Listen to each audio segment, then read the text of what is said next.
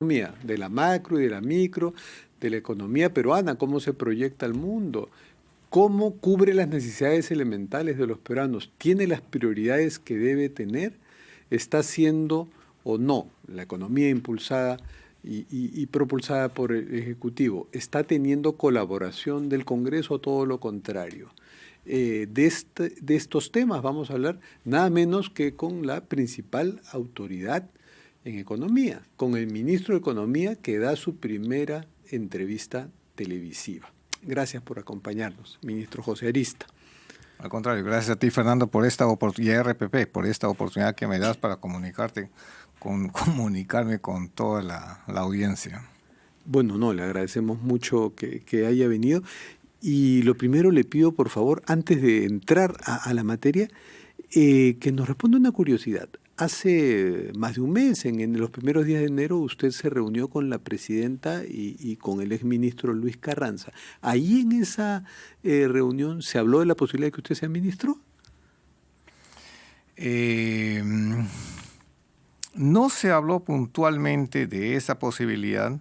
La presidenta quiso saber alguna opinión nuestra sobre algunos aspectos de la economía, por ejemplo, sobre el caso de Petroperú, sobre los eventos que se han generado el año pasado y que de alguna manera han condicionado los resultados negativos y sobre todo la perspectiva que teníamos sobre el año 2024, ¿no? Si teníamos alguna sensación de crecimiento, de estabilidad, de reducción del déficit, del comportamiento de la inflación. En esa reunión usted y probablemente su acompañante y amigo Luis Carranza le sugirieron a la presidenta que cambie, por ejemplo, la composición del directorio de Petroperú. Esa probablemente fue una sugerencia suya. Institucionalmente le dijimos que tenía que cambiar la gobernanza. O sea, puntualmente significa cambiar mayoría, sobre todo en Petroperú había una cosa dominante en el directorio, ¿no? Siempre el MEF perdía por 4-2, ¿no? Es por eso que renuncian los dos directores del Ministerio de Economía. Entonces lo que le dijimos es que hay que cambiar ahí la gobernanza, es decir, cambiar la composición del directorio. Estamos en la multiplataforma, por cierto, lo estamos escuchando no solo en televisión, sino por radio y por todas las plataformas de RPP. Y dígame, en esta reunión, además de ustedes dos, o sea, Carranza y usted, ¿estuvo otro ministro? ¿Estuvo Julio de Martini? Julio de Martini, correcto. ¿Él los ubicó para que fueran a hablar con la presidenta? A ver, yo recibí la invitación de Lucho Carranza. Pero Lucho parece que él había sido profesor de Julio. Entonces, como él había sido profesor de Julio, existe cierto lazo de amistad o de confianza, digamos, entre ellos, ¿no? Y ahora sí, entremos por favor a la materia. Queremos pues un ministro de Economía no solo que sea eficaz, sino que también sea sincero y realista. Eso nos va a dar mucha confianza. Entonces empiezo por preguntarle, el déficit fiscal debía ser 2.4, pero se calcula que es más o menos 2.8, ¿no? Eso dejaría un 0.4 de diferencia que haría que el déficit fiscal de su primer año de gestión no deba ser mayor del 2%. ¿Usted cree que se va a lograr eso o realistamente nos diría que no se va a lograr eso? Sí, según el marco, según la regla fiscal, Perú debería tener este año 2% de déficit. Nosotros proyectamos, y de hecho ese va a ser nuestro esfuerzo, de llegar al 2%. Se dice que actualmente podría ser 2.8, algo así, ¿no? Hay algunos 2.6 en algunos casos, 2.9 en algunos estimados, pero estamos por esos números. Ahora, eso nos obliga evidentemente a hacer algunas cosas. Y dentro de algunas cosas que hay que hacer, por ejemplo, es tratar de ser muy razonables con el nivel de gasto y sobre todo para no afectar a la población con la calidad del gasto. Y es por eso que estoy pensando sacar en los próximos meses, con la autorización ya del Premier y de la Presidenta, una norma referida a una norma de austeridad en el sector público, ¿no? Esa palabra no la escuchábamos hace tiempo. Claro, lo que pasa es que a mí siempre me relacionan, como he sido viceministro de Hacienda por muchos años, siempre me relacionan con el cajero, ¿no? Entonces seguramente van a decir, claro, lo primero que tiene que hacer un cajero es norma de austeridad, ¿no? De austeridad y de firmeza. Pero al margen de eso yo diría normas de racionalidad en el gasto, ¿no? Por ejemplo, reducir algunos gastos por compra de vehículos, excepto lo que es los sectores de salud, de educación o Ministerio del Interior o Defensa. Los demás sectores no deberían comprar vehículos, por decirle. Pero, por ejemplo, un mejor control al gasto de gasolina, un mejor control a las consultorías. Hay que revisar bien los niveles de... ¿Cómo hablar de austeridad ante un Congreso pues que de pronto aprueba exoneraciones de impuesto a la renta, del IGB para algunos sectores? Más que eso, ¿no?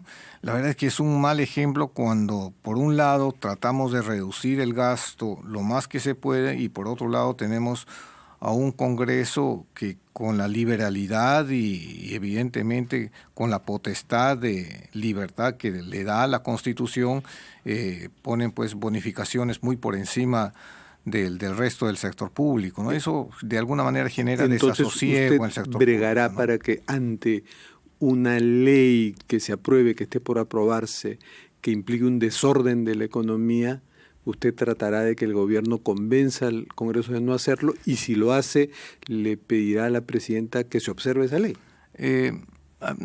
Digamos, eso puede ser los marcos, los caminos que uno puede seguir con respecto a alguna iniciativa de gasto, pero más importante que eso, yo diría, es conversar también con el Congreso, con las autoridades del Congreso, a fin de tener, yo lo denomino una especie de pacto fiscal.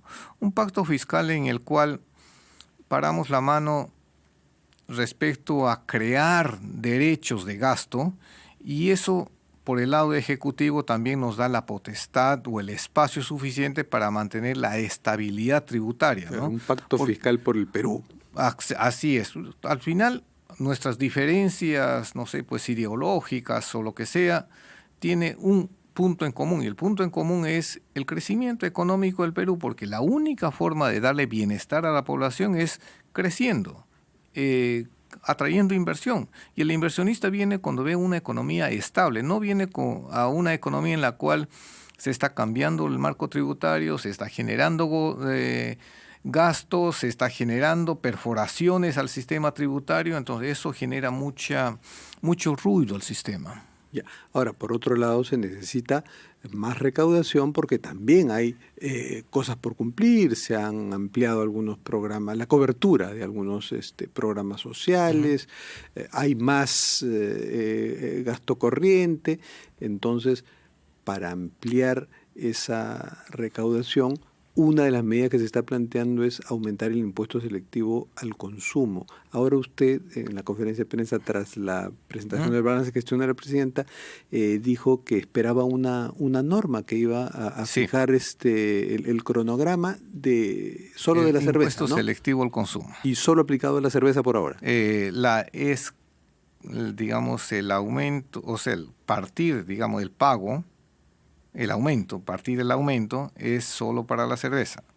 Solo para la cerveza. Eso era ¿Y va a ser contundente ese aumento? No, son de 10 centavos, me parece, o 20 centavos. El gremio de bodegueros... 10 centavos. El gremio de bodegueros, de restaurantes, para no hablar de la industria cervecera, está muy preocupado, por supuesto. No, lo que pasa es que se está actualizando el precio de hace 2 años, 3 años que no se había actualizado. Entonces la inflación había sido más de 10%. 10% aplicado sobre 2 soles, que era el impuesto específico de la cerveza, del litro de cerveza, es 20 centavos. Entonces debería aumentar en verdad 20 centavos de golpe, pero debido a que el ministro Contreras, digamos, después de una negociación que había tenido, les dijo, bueno, vamos a partir esto en 2. Primero 10 centavos y después los otros 10 centavos. Ahora, el producto más importante de los que pueden estar afectados a ese impuesto selectivo al consumo es la gasolina. No, la gasolina. ¿Idea de que pudiera ser? La gasolina tiene otro sistema de precios. O sea, en el selectivo se aplica, el impuesto selectivo se pone a algunos productos cuyo consumo genera alguna externalidad negativa, ¿no? Por ejemplo, los cigarrillos te genera cáncer al pulmón. Entonces dice, bueno, en algún momento todos los contribuyentes hay que pagar para curarle a este señor del cáncer del pulmón. Igual, el combustible genera contaminación. La contaminación afecta a todos, entonces por eso se le pone un impuesto adicional a los otros. Igual con la cerveza, ¿no? Entonces lo que se genera, lo que se trata de hacer es corregir esa externalidad negativa que te genera el consumo de estos bienes, ¿no? Usted había mencionado a Petroperú, que ya lo había conversado con la presidenta cuando se reunió con ella en enero. Ahora ya, en el sillón del MEF, ¿cómo piensa que deba continuar esta reforma de Petroperú para que no siga siendo un barril sin fondo? Sí, definitivamente. Ahorita es un barril sin fondo. Y un barril sin fondo, además, que solamente privilegia a unos cuantos funcionarios de alto nivel de Petroperú, ¿no?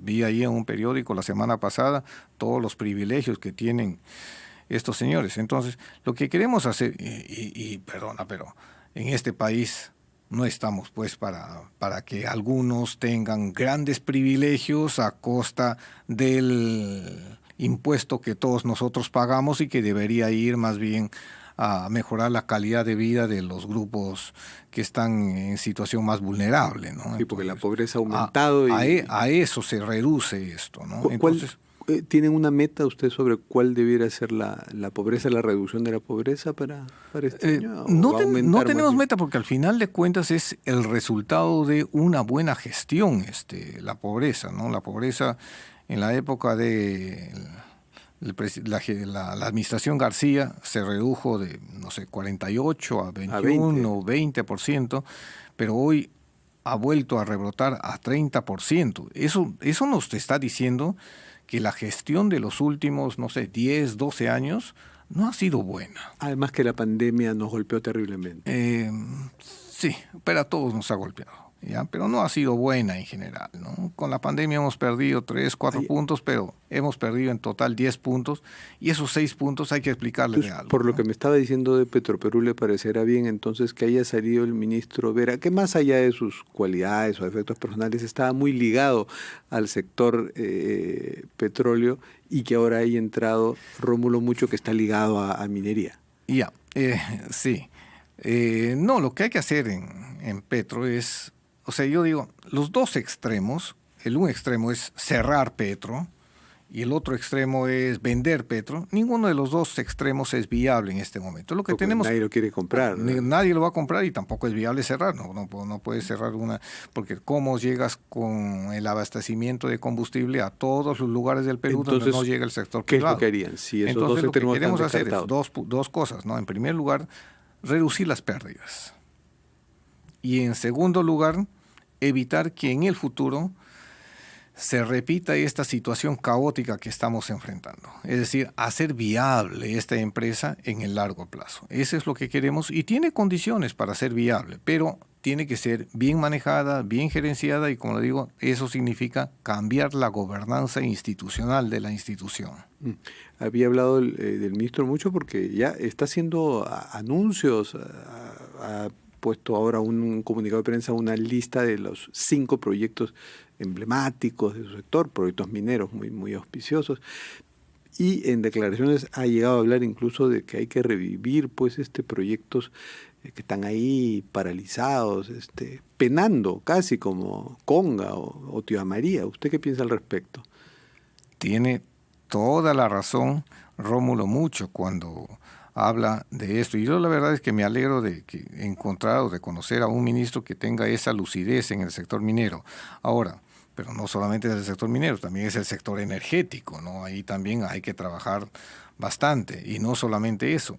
Ahora que se va a inaugurar, por ejemplo, Chancayo, que tenemos el aeropuerto, también hay que trabajar en la generación de un anillo vial logístico que nos permita explotar al máximo estas facilidades que se están generando, ¿no?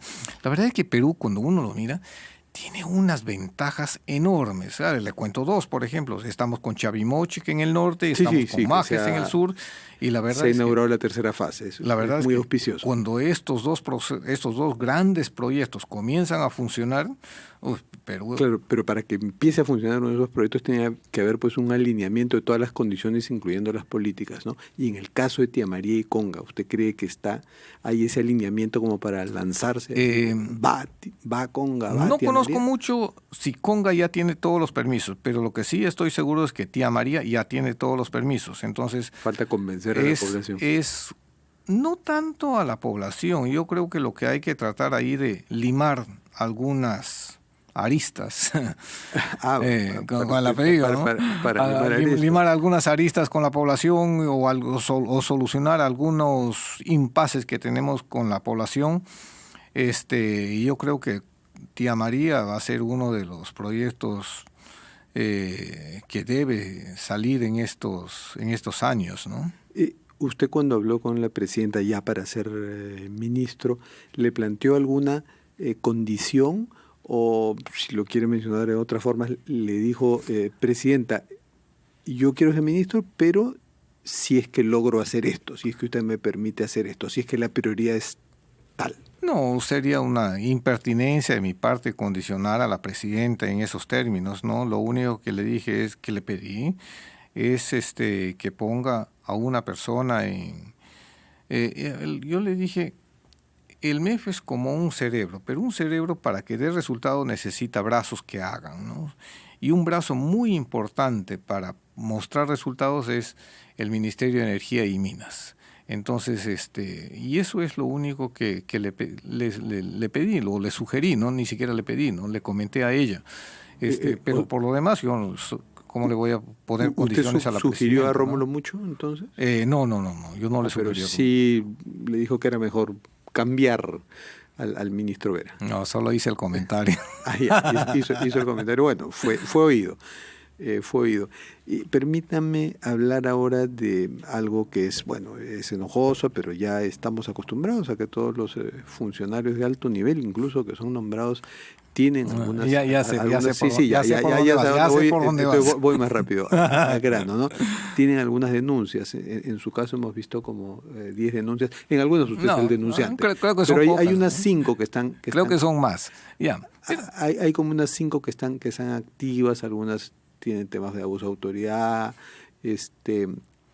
negociación incompatible, concusión, que me parece que es la última. Sí, he visto ahí unos nombres horribles, pero algunas de ellas yo las acabo de descubrir. ¿Por qué le causa risa? ¿Porque cree que no son serias o...? No, porque yo tengo una imagen de mí, ¿no? Pero cuando veo ese listado... la verdad es que me siento ajochado, avergonzado y yo me pregunto, ¿y esto de José Aristas soy yo? Me pregunto, porque muchas de esas denuncias no, ni siquiera lo sabía, ¿no?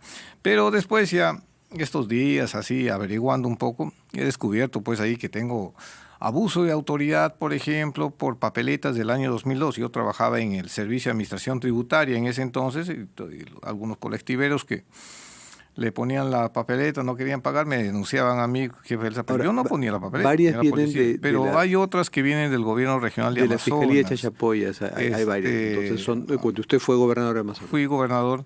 Lo que sucede es que, pero, a ver, para explicar esto, ¿cómo funciona? Primero, la fiscalía te denuncia, pero el hecho de que seas denunciado ante la fiscalía o por un fiscal no significa en principio que ya cometas la falta. Lo que en general se hace la fiscalía es lo que quiere una aclaración. El fiscal aprueba o desaprueba que pases luego ante un juez, ante el Poder Judicial. Y la mayor parte, todas mis denuncias, hasta donde yo he visto, el mismo juez ha desestimado, o sea, me ha sacado de la denuncia. Pero déjeme continuar acá un poquito, porque consideraba que no tenía mucho sentido. Lo que pasa es que yo como presidente regional tengo algunas funciones que están escritas en el manual de organización de funciones. Hay una denuncia que tiene que ver con el hospital de la localidad de Pedro Ruiz Gallo. Ajá. Allí, ¿qué responsabilidad tuvo usted? Ninguna, porque yo nuevamente le digo, yo lo que hago es nombrar a un gerente general. Esa es mi Eres el responsabilidad. responsable que la obra El salió gerente mal, general, no se concluyó el como gerente debió. general es el que nombra un comité. El comité es el que prepara las bases de un concurso y el que nombra a quién va a hacer la obra. Pues digamos que su respuesta es que el gerente general que se haga cargo de eso. Y hay una última denuncia, la más reciente, es por concusión. Ajá. ¿Esa a qué se debe? No sé. Porque nosotros solo tenemos la información que es por concusión. ¿De qué año es? Está activa, es una denuncia por concusión. Bueno, usted comprométase entonces en averiguar, porque no vaya a ser un caso que se active pronto y... No, a ver, muchas de las denuncias que se hacen a los funcionarios, por ejemplo a un ingeniero o a la parte administrativa de la institución, le jala también al gerente general y también me jala al presidente regional. Es así, es normal. Presidentes regionales que, por cierto, no tienen inmunidad. No, para nada, para como nada. Otros. No, para nada. Pero nosotros. Pero igual nuestra. Pero antes de que me dé otra pregunta, lo que yo quiero decirles, yo estoy dispuesto a ir tantas veces a la fiscalía o a las entidades o a las autoridades que ven estos temas a aclarar estos temas. Esa que le digo de concusión, que es de septiembre del 2023. Ya, fíjese usted. 2023, y yo salí de gobernador regional o de presidente regional el año 2014, o sea, después de 9 años... Puede que se siguen reactivando. Lo que pasa es que en uno de esos temas. Sí, es así. Y conforme se revisa, siempre te van a encontrar algún error y te van a llamar para volvamos a los temas de economía, que a usted y a mí, por supuesto, nos interesan más. ¿Qué piensa del régimen, de la reforma del régimen integral de pensiones? ¿Va a ser una prioridad? Tengo entendido que se envió el proyecto al Congreso. Lamentablemente, me parece que todavía no está bien cuantificado todo lo que, digamos, en la parte literal se menciona, ¿no?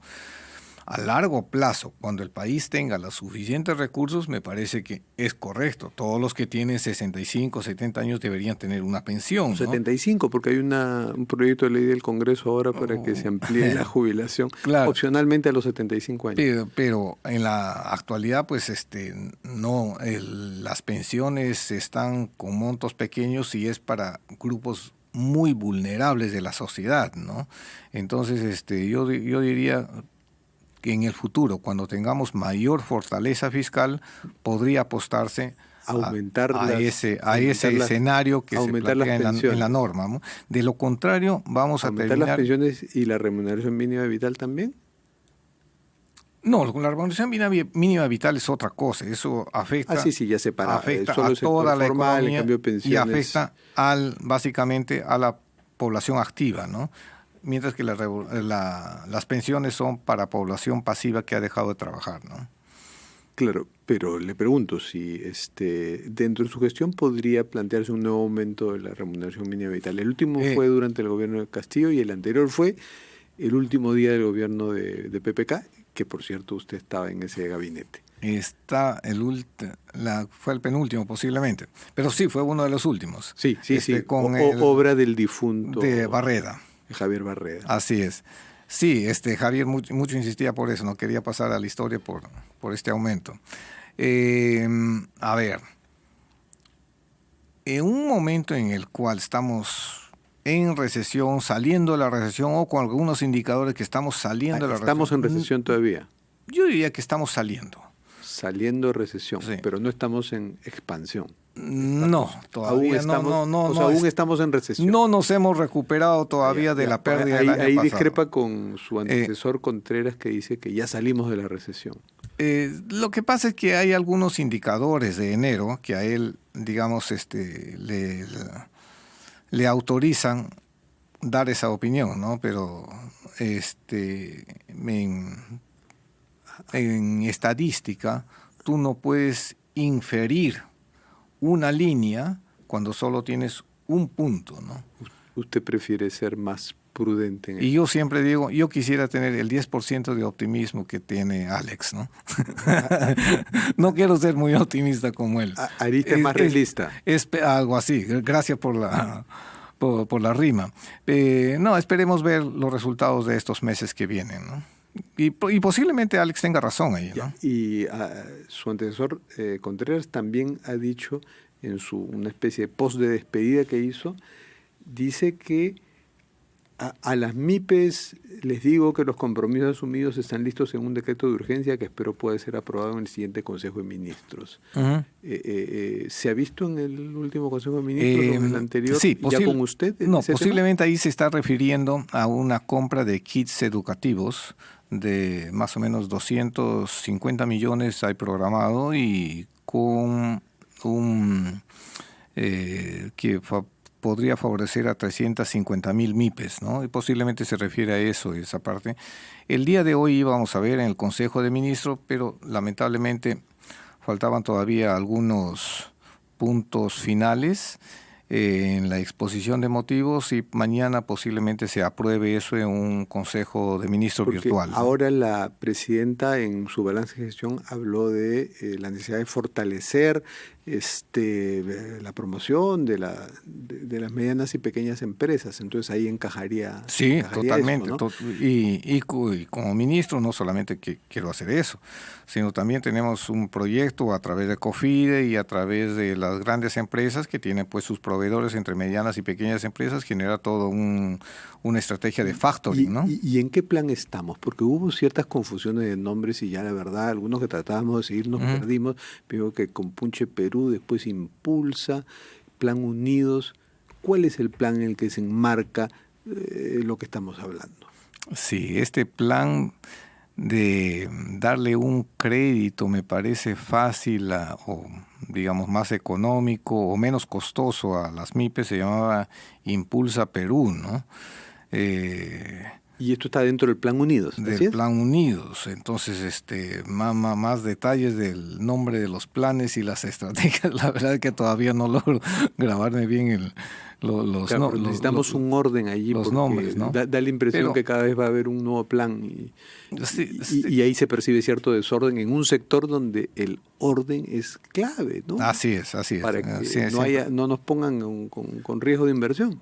No, yo particularmente creo de que si cumplimos con todas las reglas, este año no debe, ese fantasma, digamos, debería desaparecer. Mire usted, no solo mi percepción, sino también la del Banco Central es, por ejemplo, que vamos a crecer un aproximado de 3 y según Velarde podría ser hasta un poquito más. Y él me dice, tranquilo, me dice, el crecimiento va a venir en el segundo semestre.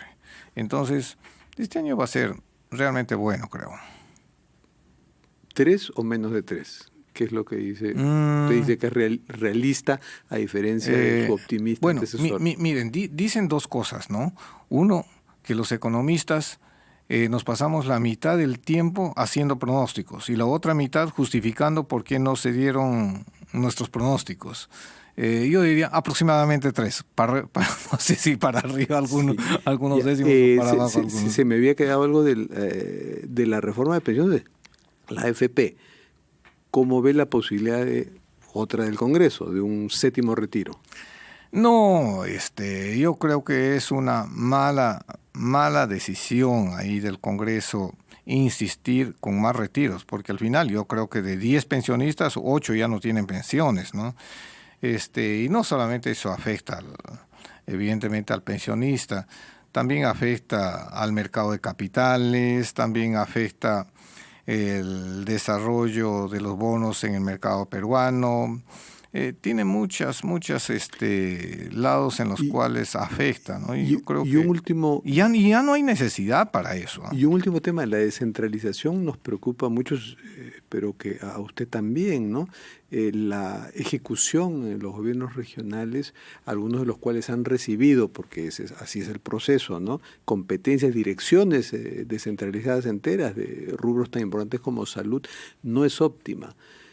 O eso se revisa, o eso se reforma, o tiene que ir con un apoyo técnico. Yo coincido totalmente contigo, Fernando, en que en la descentralización hay muchos aspectos que deberían revisarse, y no digo que sean malos los gobiernos regionales, lo que pasa es que les falta capacitación, capital humano, les falta control. Para que no haya tanto devengado, ¿no? Por ejemplo, te digo, hoy en Consejo de Ministros yo planteaba que en la medida en que hay muchos hospitales con grandes problemas y que los está recuperando el Ministerio de Salud para poder terminarlos, entonces los hospitales de complejidad deberían ser desarrollados no por los gobiernos regionales, sino por el Ministerio de Salud. Igualmente, todas las APPs, las asociaciones público-privadas, deberían ser llevadas a cabo por el gobierno central y no por los gobiernos regionales o gobiernos locales. Te voy a mencionar 3 ejemplos así chiquitos.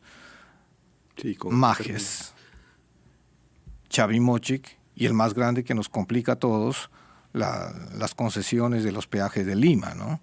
Entonces, como ellos no tienen mucho expertise, mucha experiencia y sobre todo espaldas financieras para después poder afrontar las contingencias que se van presentando, la verdad es que a toda la población nos pone en grandes dificultades. Sí, y hay que hacerle caso al Consejo Fiscal, ¿no? Que ha publicado un informe con varias críticas y advertencias al Ejecutivo, ¿no? Por supuesto. Yo no entiendo por qué habría que tener al Consejo Fiscal del otro lado, cuando ellos y nosotros estamos en el mismo ¿Usted objetivo. o ir al Consejo Fiscal? Bueno. No, más aún, yo he conversado con Carlos Oliva, que es además amigo de años, para conversar sobre estas dificultades, y tan pronto él observa alguna dificultad o alguna falta nuestra, que tenga toda la confianza del caso de llamarnos y decirle: José, por acá andan mal y acá hay que corregir. Muchas gracias, ministro José Arista. Terminamos con nuestras cartas sobre la mesa. ¿Puede, por favor, escoger una, partir y escoger una? Pero todas las cartas son iguales, creo, ¿no? No, todas dicen algo distinto. Escoja una y lea lo que dice. ¿Qué dice la carta? Que Dios te dé el doble de lo que me deseas. Ah, caramba, es un buen deseo. Usted tiene buena suerte, esperemos que sea la suerte de la economía. No, pero espera. He hecho un truco. En verdad saqué 2 cartas. No, pero le salió un buen mensaje. Bueno, muchas gracias, ministro José Arista. Listo, Fernando.